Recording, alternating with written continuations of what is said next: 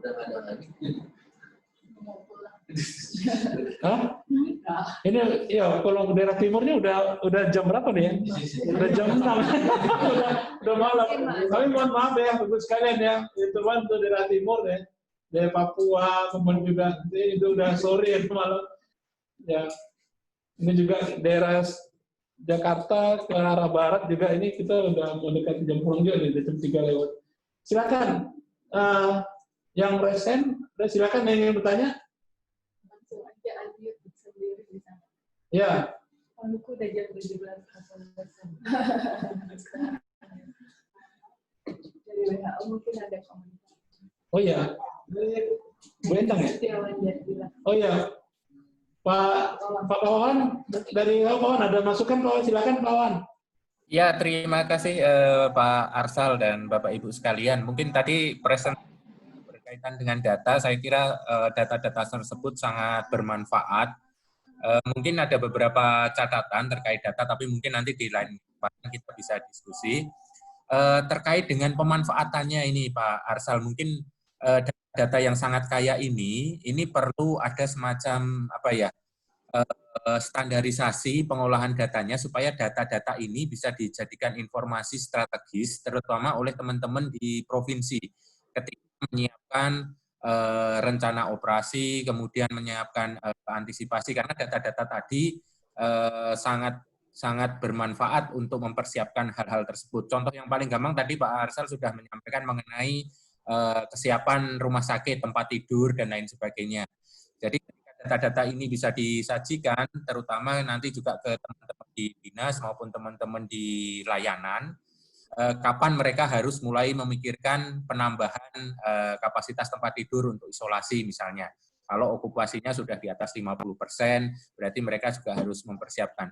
Karena kita terus terang saat ini perlu juga menghemat sumber daya yang ada. Jangan sampai nanti membuat rencana yang kebutuhannya misalnya sehari ternyata kapasitasnya 100, pasiennya 50, sudah menyiapkan sumber daya untuk kamar 400 buah yang kemungkinan nggak akan terpakai dan akan mengganggu layanan secara keseluruhan. Mungkin hal-hal ini Pak yang mungkin bisa nanti dari kementerian juga menyiapkan semacam panduan untuk bagaimana menyajikan data ini, terutama data kumulatifnya, kemudian data-data yang sifatnya informatif ini kepada para pengambil keputusan di daerah. Itu Pak, kira-kira masukan dan tanggapan dari kami sementara ini. Buku panduan. Nanti kita rapat sama WHO, Pak. Baik, udah Pak Wan, terima kasih. Kayaknya ini PR kita juga Pak ya, bersama WHO tentunya. Karena WHO itu juga ada kalkulatornya, itu kan bisa untuk kita masukkan ke data ini kan.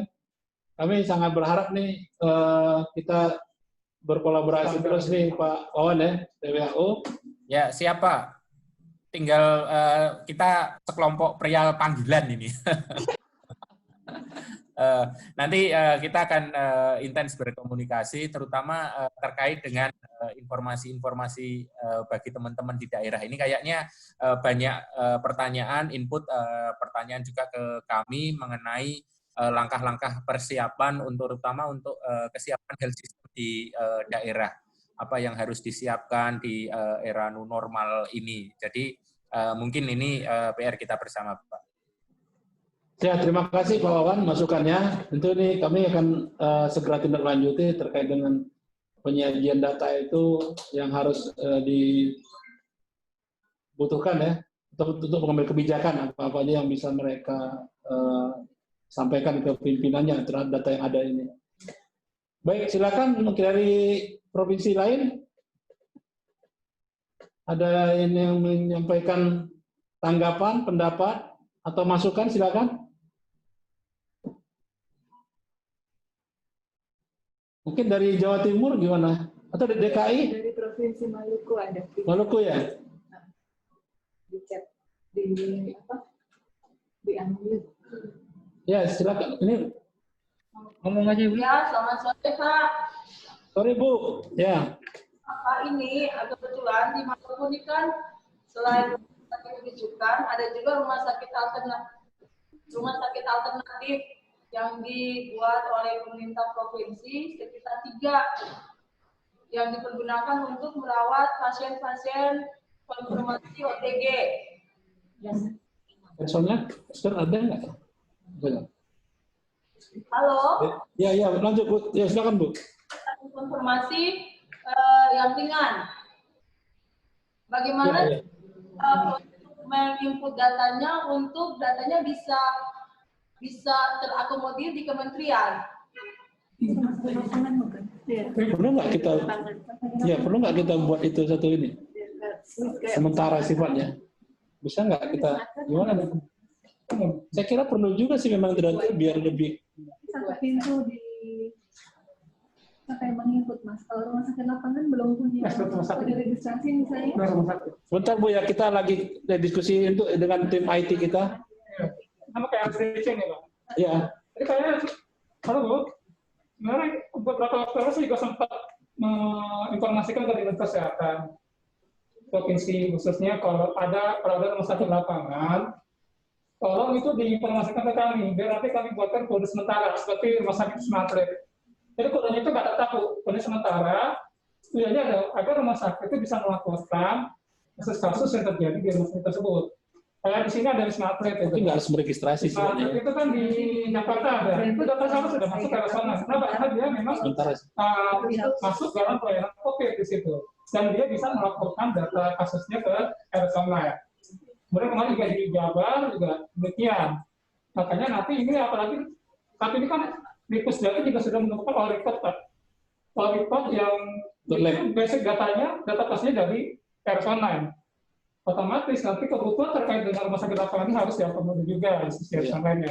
Maka nanti kami akan melakukan kode sementara yang nantinya ini akan kami hapus setelah pandemi ini berakhir. Artinya sudah nggak operasional lagi rumah sakit lapangannya. Jadi nanti silakan nanti Ibu komunikasi dengan tim kami untuk kami buatkan kode sementaranya. Di situ ada formulir registrasi yang sederhana yang bisa diisikan. Nanti akan kami memastikan kodenya apa untuk nanti bisa dipakai untuk laporan COVID di rumah sakitnya. Itu. Oke, baik Pak. Kira-kira ada kontak person yang bisa dihubungi? Ada nanti saya kirim yang WA di grup Dinkes ya Bu ya. Ya, baik. Terima kasih ya Pak ya. Kontak person. Ya, juga itu pemerintah untuk semua dinas kesehatan provinsi yang menyediakan fasilitas rumah sakit lapangan atau rumah sakit darurat. Ya, jadi kalau sudah berfungsi, sudah beroperasional ya, sudah operasional, segera didaftarkan sementara didaftarkan untuk mendapatkan registrasi sementara ya, didaftar ke Kemenkes agar data-data layanan itu bisa terkonfirmasi atau bisa terinput di RSonline. Nanti akan diberikan nomor register sementara sifatnya. Ya, jadi ini juga terima kasih Ibu dari Maluku ya sudah mengingatkan untuk semua juga teman-teman dari Dinas Kesehatan Provinsi. Ya. Ada lagi pertanyaan? Ceknya apa itu? Bagaimana pengajuan klaim? Waduh, kita nggak bahas itu. Saya gitu. Nanti setelah jawab susah gitu. Mohon maaf untuk pertanyaan terkait klaim tenaga kesehatan, kami nggak membahas itu di sini karena bukan kita tidak terlalu info di situ. Nanti jawaban tidak memuaskan sehingga atau tidak sesuai, ya. Jadi kita hanya membahas terkait dengan mungkin sosialisasi dashboard ini, juga terkait dengan mungkin menghadapi era new normal di Pasienkes, kita bisa diskusi bersama. Dinas Provinsi Maluku. Tadi itu udah. Kita sudah menjadi pusat perawatan pasien konfirmasi tanpa gejala. Ya, itu udah tadi yang ditanyain. Hasilnya lumayan 80 orang. Bisa klaim dananya. Klaim lagi. Ada lagi Ibu sekalian?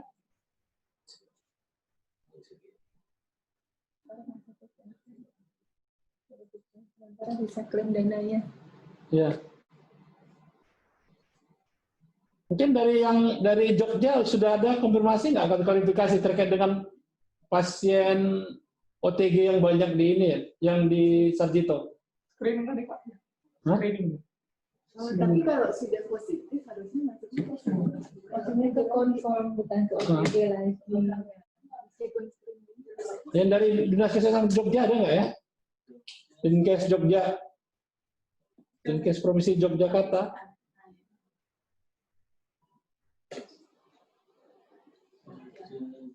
Pakai nama kan aja. Jogja nggak ada. Dinkes Kepri. Jangan ya jangan.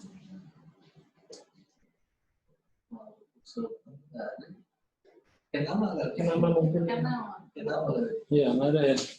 Ya, langsung aku.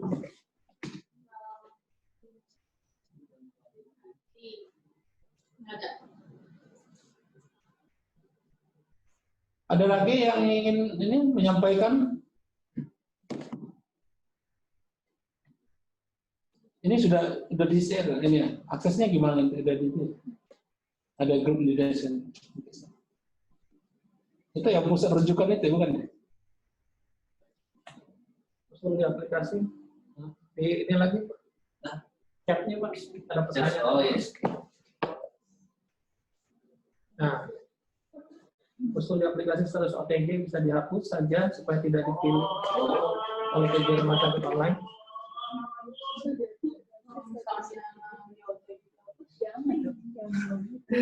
Jawaban ini dinas kesehatan nih. Kalau di Stasiun Madari itu dinas penguasaan perwakilan. Penguasaan dinas kesehatan. Bukan di rumah sakit. Banyak bicara. Ya gimana itu? Enggak, kemarin itu kan sebenarnya nggak ada oleh.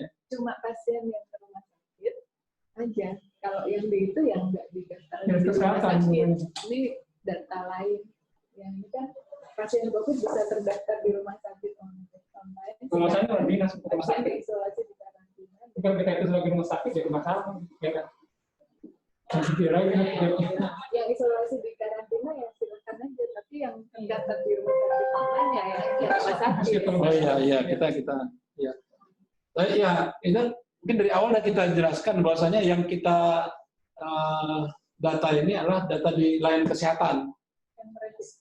Yang registrasi di rumah sakit ya. Untuk yang di dinas ataupun di puskesmas nanti kita secara perlahan akan ke sana juga biar kita tahu data nasional itu secara keseluruhan dan data wilayah itu nanti juga akan terpola dengan baik gitu. Cuman tadi dari Pak Anies minta yang puskesmas dulu ya, atau puskesmas ini berarti Pusdatin nanti itu.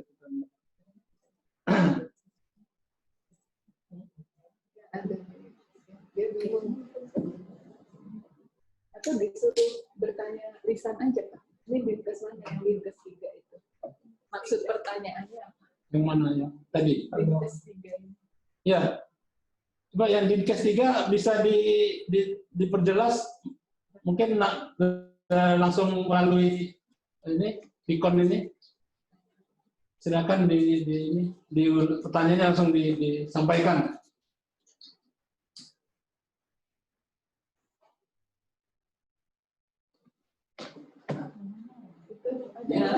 Dinkes 3 bisa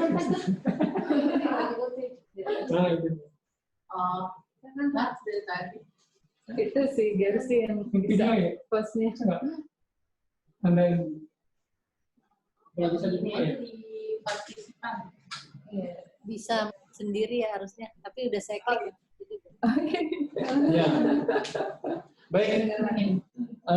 Ada lagi? Ada yang ini menyampaikan? Tadi yang OTG tadi gimana Mas? Yang OTG yang tadi maksudnya apa sih itu? OTG gimana Pak? Supaya tidak Iya, awal kan kita nggak Sekarang ada. jangan. Pak Dirjen pernah mention kan, itu cuma kan terus karena sudah beli dengan BNPB dipakai di sana. Ya, mereka dibukakan data itu. Nggak bisa ada.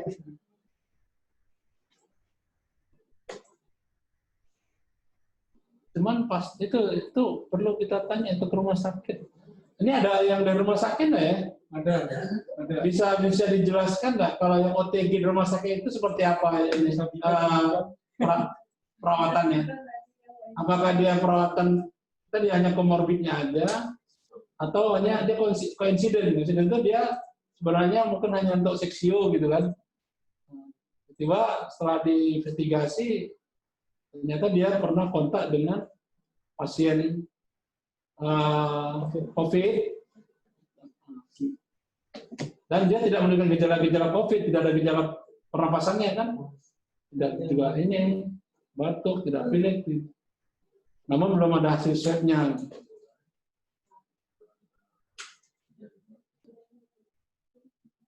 Kalau dia udah ada hasil swab, bukan OTG lagi, udah confirm kan? Kan bukan termasuk dalam confirm dia kan, nggak OTG lagi. Yang confirm yang bisa diisolasi di rumah kalau dia nggak ada komorbid atau koinsiden. Kan yang positif isolasi di rumah juga banyak. Iya, jadi datanya kan. semandiri. Pasti yang nggak berat. Iya.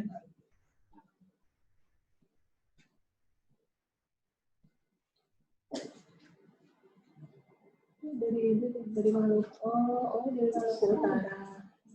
Investigasi dari Maluku Utara ya. Batasan tempat tidur sehingga banyak pasien di karantina di hotel. Dan catering itu di aplikasi. Cuman investigated itu. Di dasar karantina itu apakah? Iya. Karantinanya apakah dari rumah sakit atau dari? Jadi gini, kalau untuk pasien yang bukan pasien, kalau untuk orang yang di karantina itu kita tidak bisa masuk ini karena dia bukan dilayani di fast case gitu. Tapi kalau dia tuh masih di rumah sakit darurat, rumah sakit lapangan, itu kan bagian dari jenis rumah sakit ya. Masih ada layanan fast case yang di situ gitu. Ada layanan IGD-nya, ada layanan jalannya, ada layanan inapnya gitu.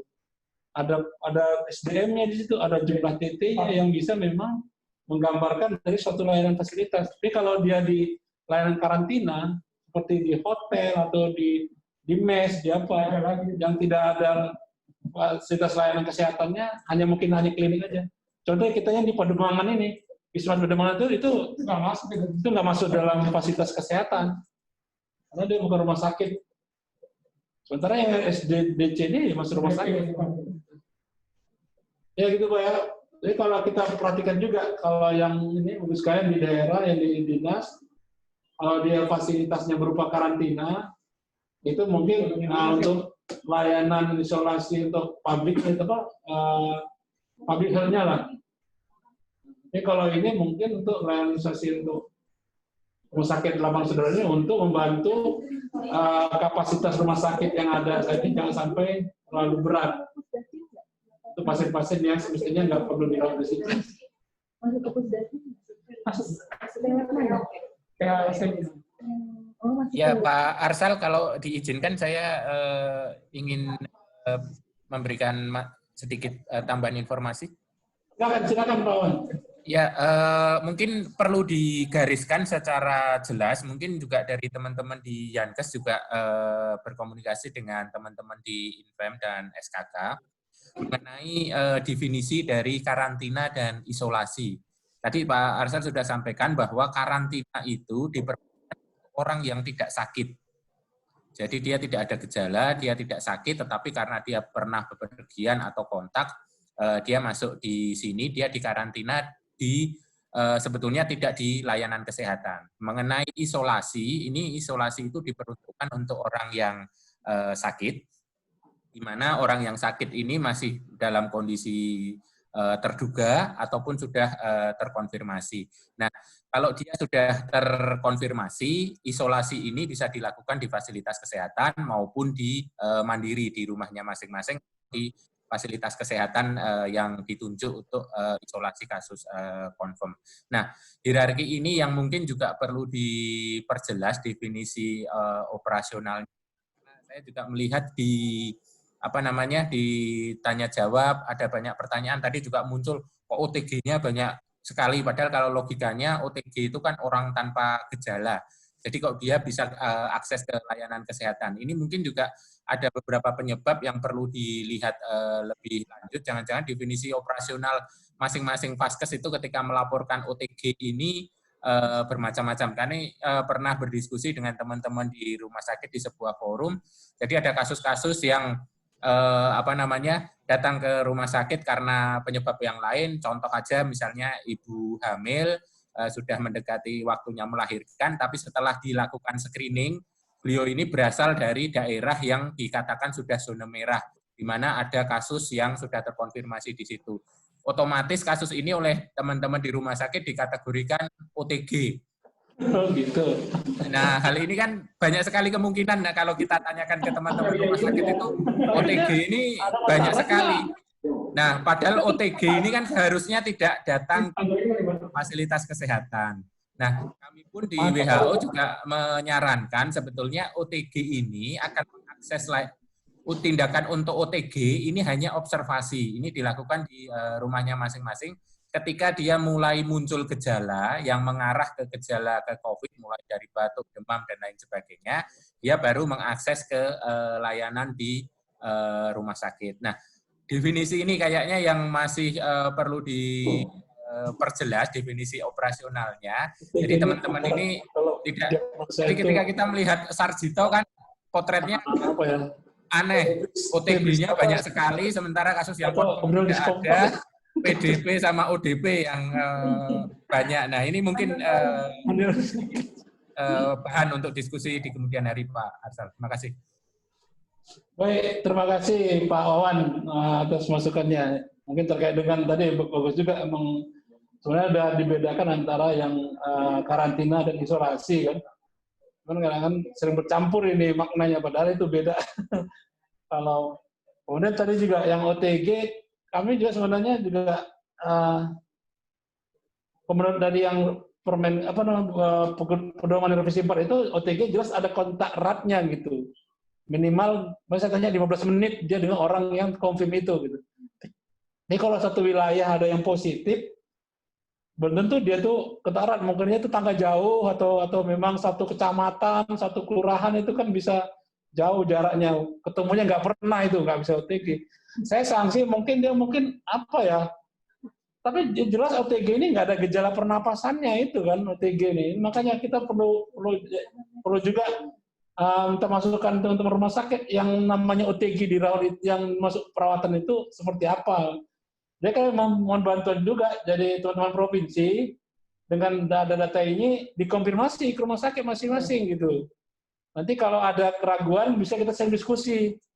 Kami juga udah tanya nih ke rumah sakit, katanya itu juga masih belum ada jawaban yang ini ya. Kalau kemarin Bu Endang apa katanya temennya yang di penyakit dalam itu malah nggak tahu ya. Kok OTG dirawat? Nah gitu malah nanya. Kalau dulu saya dari nanya, OTG tadi apa tadi? Screening pasien tadi. Nah screening pasien.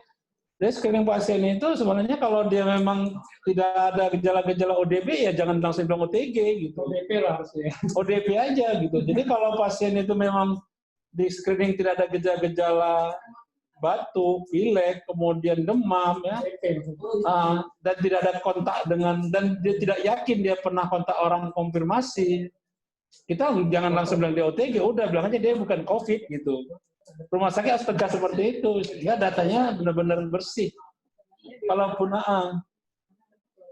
gitu. Jadi ini juga nanti saya minta teman-teman dari Dinas Kesehatan juga melakukan konfirmasi. Nanti kan kita bisa lihat nih masing-masing dinas melihat rumah sakitnya, konfirmasi. Mungkin kan sekarang sudah ada grup masing-masing dinas provinsi ini dengan rumah sakit ini kan, bisa langsung konfirmasi seperti apa OTG. Dan kalau memang mereka tuh salah input, tolong diverifikasi lagi, diupdate ulang, ya. Ya mereka harus mengupdate ulang. Dan memang perlu juga masing-masing rumah sakit menunjuk ada tim untuk IT ini, karena kan ini bagian dari new normal juga untuk IT ini. Jadi ada tim, termasuk tim untuk ini, data pasien, ya, tim IT untuk layanan telemedicine. Jadi memang ada tim khusus lah memang untuk daerah new normal ini. Baik, kalau nggak ada lagi yang ingin berdiskusi, mungkin kita akhirnya Vicon ini. Kami ucap terima kasih Bu sekalian yang sudah sampai dengan akhir. Silakan jawaban Pak ya. Barat, Ya, silakan Pak. Pak Aris, silakan. Dengan Pak Aris dari seksi Yankes rujukan, dokter. Ya, lanjut Pak. Ya, terima kasih sebelumnya. Mohon maaf tadi saya agak telat di awal. Cuma memang yang saya tahu ini kan sosialisasi dashboardnya Resonen yang di Kemkes ya. Ya. Untuk tampilan di provinsinya nanti sudah ada atau belum dan kapan kira-kira? Sebetulnya saya apresiasi banget, bagus sekali datanya, tampilannya. Mohon kalau bisa segera untuk provinsi bisa melihat dashboardnya untuk wilayah provinsi. Kemudian kami juga selama ini kesulitan untuk kalau kita mereka per kabupaten kota. Saya tampilkan Jabar tadi. Kalau tampilannya yang selama ini kami belum bisa merekap per kabupaten kota atau kesulitan lah, agak sulit gitu. Saat ini provinsi ada di peta. Rumah sakitnya kita banyak sekali dan rumah sakit ini posisinya di kabupaten kota mana itu yang kita harus satu persatu. Sebelah kiri nih yang provinsi Jabar, sebelah kiri. Di sini ada peta juga Pak. Ini juga di sini aja. Peta aja. Kemudian juga yang selama ini dashboard yang ada di laporan COVID di RS Online itu dan yang ada di dashboardnya dengan yang ada di rincian pasien itu jumlahnya selalu berbeda. Barusan saya lihat untuk yang khusus OTG karena pas tadi ada pembahasan yang OTG. Kalau di tampilan di dashboard yang laporan Jawa Barat itu 255. Kemudian kami lihat di rincian pasiennya ternyata ada 271. Tapi kalau untuk keseluruhan, untuk yang di dashboard RS Online yang selama ini, yang hanya jumlah-jumlahnya, itu yang di dashboard itu akan lebih besar dan selisihnya sampai 2000-an. Ini kemarin juga sudah sempat saya tanya ke Pak Haidar dan teman-teman, tapi belum ada jawaban kenapa ada perbedaan antara yang di dashboard yang selama ini dan rincian pasien. Kalau disebelahkan antara positif, PDP, ODP, dan OTG. Oke. Kemudian tadi itu pertama untuk yang tampilan untuk dashboardnya provinsi nanti kira-kira kapan dan karena selama ini kami selalu untuk laporan ke tugas-tugas provinsi itu selalu kita ngambil dari dashboardnya yang RS Online. Biasanya yang selama ini yang ada jumlah-jumlahnya itu. Kemudian satu lagi untuk yang mungkin ke Pak Haidar juga untuk yang SIM RS ya, yang sudah yang selama ini kalau misalnya rumah sakit itu sudah terintegrasi antara RS Online dan SIM RS-nya, apakah tidak perlu menginput di RS Online? Karena ada beberapa, ada juga rumah sakit yang belum integrasi antara SIM RS dan RS Online-nya, jadi mungkin tetap dia harus input di RS Online-nya. Tapi kalau yang sudah, ada beberapa memang yang sudah terintegrasinya antara SIM RS-nya, berarti dia apakah tidak perlu input di RS Online yang selama ini? Karena sudah di SIM RS-nya gitu. Saya kira itu dulu Pak Dr. Hadra dan teman-teman. Terima kasih. Mohon konfirmasinya. Terima kasih. Ya, terima kasih Pak Aris. Kita langsung ke Saudara ya, beberapa pertanyaan itu terkait dengan ini. Pak Aris, terima kasih. Pertanyaannya memang kami juga sudah diskusi dengan teman-teman yang membuat dashboard ya. Ada dua sih kan kalau kita melihat. Satu, kalau yang di lintas kesehatan itu, jadi lagi lintas di daerah sana, itu memang kita melihatnya dari kasus-kasus yang ditemukan di rumah sakit di daerah Jawa Barat. Artinya ya, kita nanti dari posisi rumah sakitnya di mana. Ya, kalau di situ rumah sakitnya ada 100 dan ada 1000 kasus akan muncul di Jawa Barat.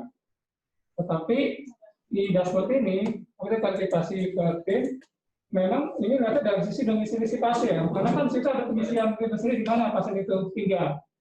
Ya, ada pasien di Jawa Barat, tapi ini berobatnya di Jakarta.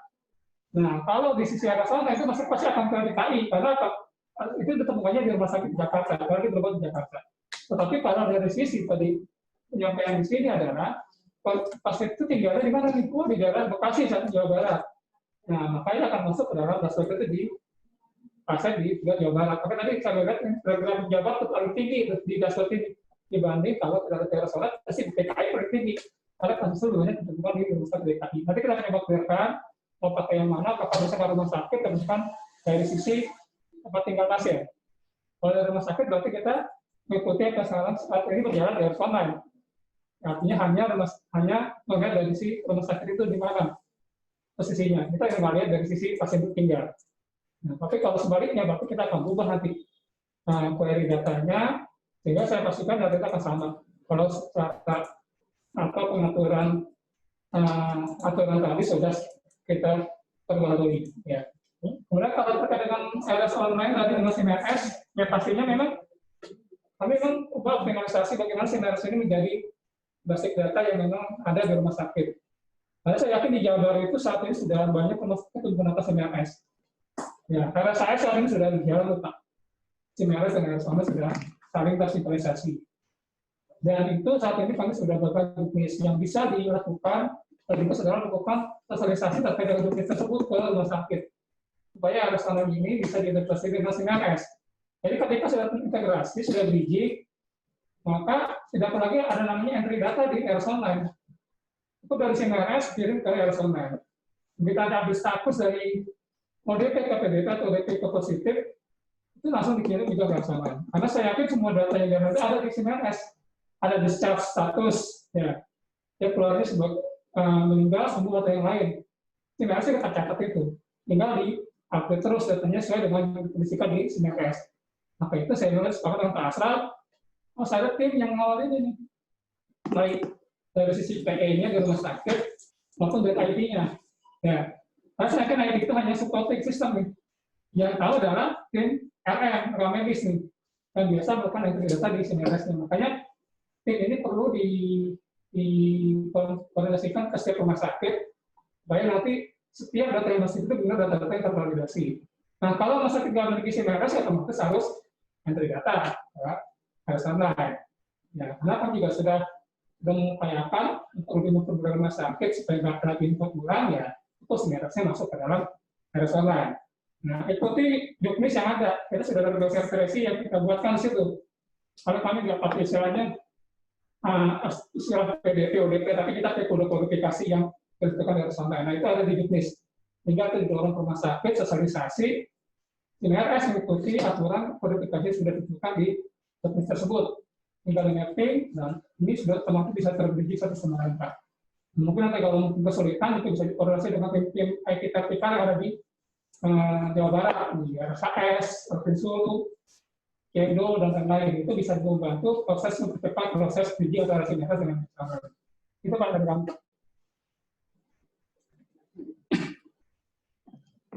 Udah jelas, Pak Aris ya?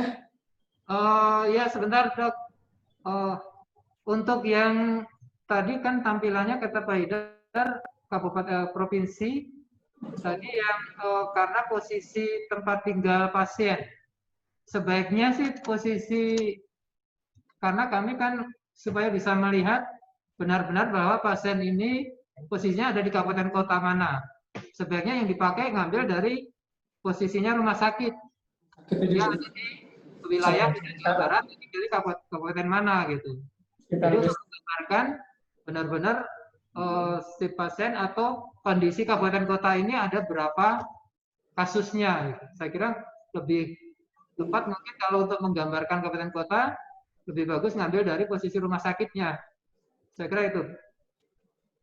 Kalau untuk yang OTG, kami memang sedang ini konfirmasi ke rumah sakit.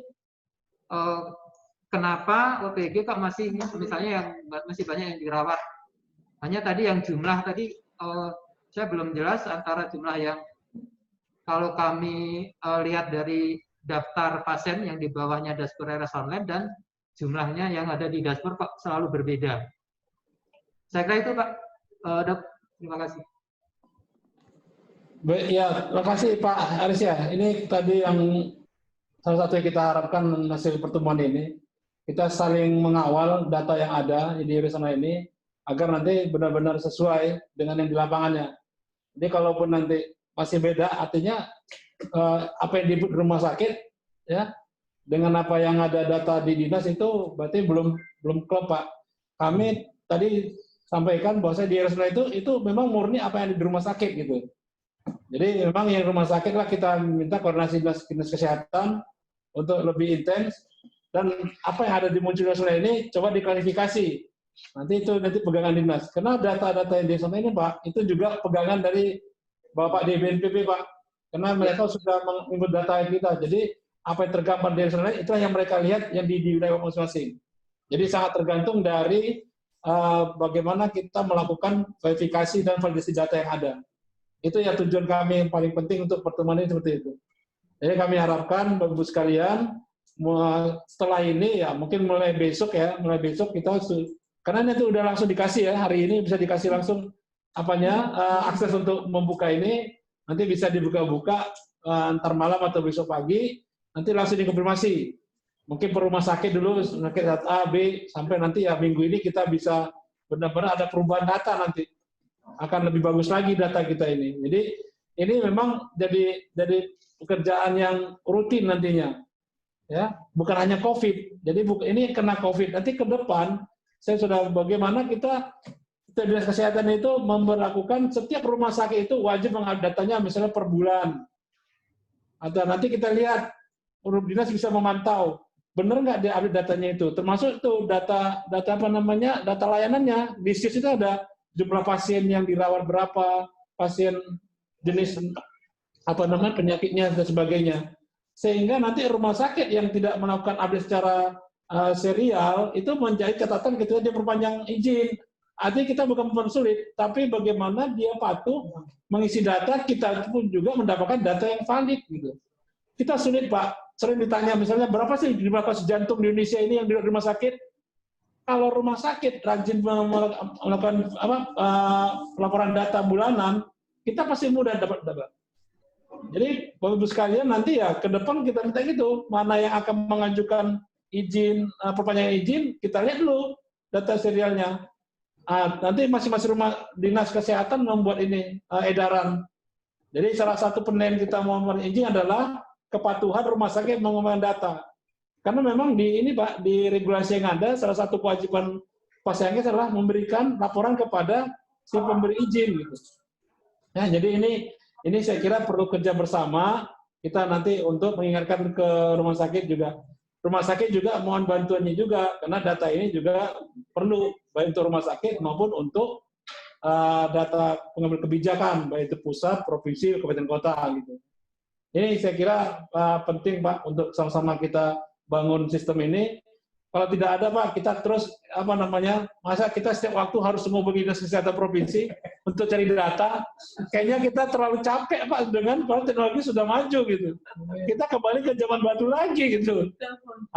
Harus telepon, harus WA-an, pokoknya kasih matrik isikan hari ini harus ada. Waduh, kalau kita rajin Pak dengan mengisi ini rumah sakit, kita tinggal buka setengah jam aja udah dapat data yang diarahkan pimpinan. Jadi ini merupakan hal yang penting yang terus kita bangun ya di era digital ini. Ya. Saya rasa itu yang bisa kami tambahkan. Ada lagi? Sini lagi. Pak Indro menambahkan? Ya, saya udah sih Pak. Udah. Bu sekalian saya kira udah cukup ya kita untuk hari ini. Kami sekali lagi terima kasih atas atensinya, atas kerjasamanya, dan kami mohon juga tindak lanjutnya untuk ini. Dan nanti bagi yang masih belum paham, bisa nanti menanyakan, bisa ke saya langsung atau ke Bu Indri atau Pak Haidar. Ada juga Dr. Riki dirujukan. Kemudian juga ada Mbak Rati juga, terutama ada teman-teman riset nih, Mbak Bu Endang dengan ada Bu Gersi ya di sini. Terima kasih atas pertanyaannya. Saya tutup. Assalamualaikum warahmatullahi wabarakatuh. Selamat sore. Waalaikumsalam warahmatullahi wabarakatuh. Dari awal udah pernah ternyata hasilnya negatif. Tadi disuruh tanya nyatanya. Kan dari awalnya kita sebagai COVID. Apa ya Bu? Dia itu masa perawatannya standar Bu. Rumah sakitnya ada, enggak belum. Kalau bukan APS, Kan BPJS aja ya. BPJS nggak bisa diklaim karena dia sudah masuk ke Orang Senayan nanya ini klaim. kalau masuk ke Jadi baru jadi ini kan dia di awal itu lagi. jadi loh, jadi dia nggak apa ditangani Ya itu di sebagai COVID. Kalau ditangani sebagai COVID kan dia sudah APD apa bayar mahal gitu loh. Nah, ternyata kan bisa terjadi dia bukan COVID. Pas pulang, ternyata dia bukan COVID kan, tapi kita udah terlanjur menangani ala COVID gitu. enggak bakal perawat